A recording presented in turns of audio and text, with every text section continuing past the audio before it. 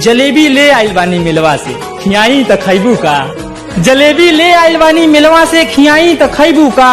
अब बड़ा दिन हो गई तो होके देखलिए खाली खुनवे से। भौजी तोहरा संगे बाड़े तोहार राजा, तू तले त बाड़ू फगुआ के मजा। हम तो से जिया पसहतनी साजा, रोज तकिया दबा के बात। बड़ी अजीब सी मोहब्बत की तुम्हारी, पहले पागल किया फिर पागल कहा और अब पागल समझ के छोड़। क्या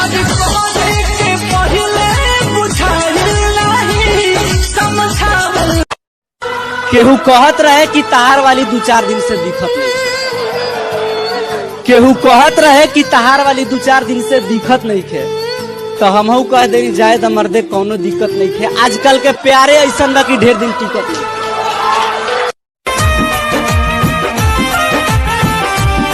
हाथ माथा पौधों के क्रिया खैले रहल जान, साथ छोड़बू ना वादा इहे कैले रहल जान।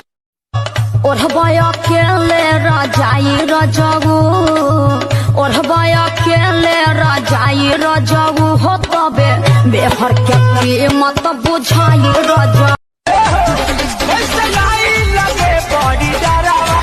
सासु गई बड़ी नहीं हरबा कि जितना रतिया में जागल है तोहरे खातिर उतना तू जागल हऊ का। जितना रतिया में जागल है तोहरे खातिर उतना तू जागल हऊ का। रखिया मारी लू सबके समनवा घटवा पर जाना पागल हऊ का। तू हरी अखिया बाकैले दीवानाए जाना बड़ू अनमोले।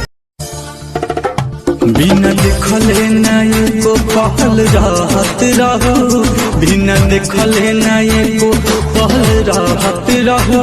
पल पल के तुम बात हमसे कहत रहू।